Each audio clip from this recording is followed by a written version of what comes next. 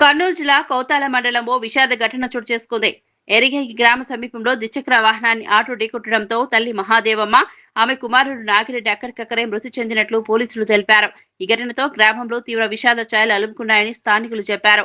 పోలీసులు తెలిపిన వివరాల ప్రకారం ఎరిగారి గ్రామానికి చెందిన మహాదేవమ్మ తన కుమారుడు నాగిరెడ్డితో కలిసి బంగారమ్మ అవ్వ దేవరకు వెళ్లి మొక్కులు తీర్చుకుని తిరిగి వస్తుండగా కౌతాలం సమీపంలోని పెద్దవంక వద్ద కోతాలం వైపు నుంచి వేగంగా వచ్చిన ఆటో ద్విచక్ర వాహనాన్ని బలంగా ఢీకొట్టింది. ఢీ తీవ్రత ఎక్కువగా ఉండటంతో ఇద్దరు అక్కడికక్కడే ప్రాణాలు కోల్పోయారని తెలిపారు.